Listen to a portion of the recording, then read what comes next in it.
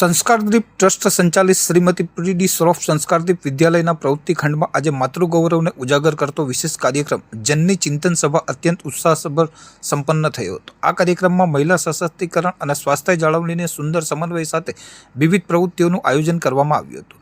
વધતી જતી ગરમીને ધ્યાનમાં રાખી જનની ચિંતન સભાની બહેનો દ્વારા ગરમીમાં સ્વાસ્થ્યપ્રદ એવા વિવિધ પ્રકારના કુદરતી પીણા વિશે ઊંડાણપૂર્વકની માહિતી આપવામાં આવી હતી। આ પીણાની ઉપયોગિતા અને તેને બનાવવાની રીત અને ઉનાળામાં હીટ સ્ટ્રોકથી બચવા માટે ઘરગથ્થુ ઉપચારો અંગે બહેનોએ જીવંત નિદર્શન દ્વારા વિગતવાર સમજૂતી આપી હતી।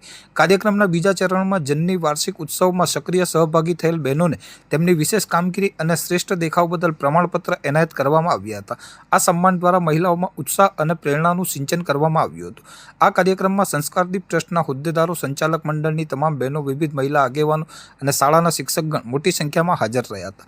કાર્યક્રમની સફળતા પાછળ દીપ્તિ ત્રિવેદી કન્વીનર, રૂપા નોર્વે આચાર્ય તેમજ અંશુ તિવારી કો કન્વીનર જેવા આગેવાનોનું મુખ્ય માર્ગદર્શન રહ્યું હતું। આ કાર્યક્રમના અંતે ઉપસ્થિત તમામ બહેનોએ આ પ્રકારના આયોજન બદલ સંસ્કારદીપ ટ્રસ્ટનો આભાર વ્યક્ત કર્યો હતો અને સમાજમાં સ્વાસ્થ્ય જાગૃતિ લાવવાના શપથ લીધા હતા। નમસ્કાર।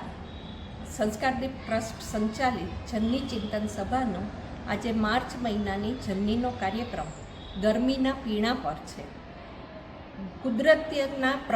ગરમીના પ્રકોપથી બચવા માટે અમે આજે આ કાર્યક્રમનું આયોજન કર્યું છે, જેમાં ઘરમાં ઉપલબ્ધ હોય તે વસ્તુથી પીણા બનાવશે ગૃહિણીઓ અને બાળકોને સોફ્ટ ડ્રિંકથી દૂર રાખવા માટેનો આ પ્રયોગ છે।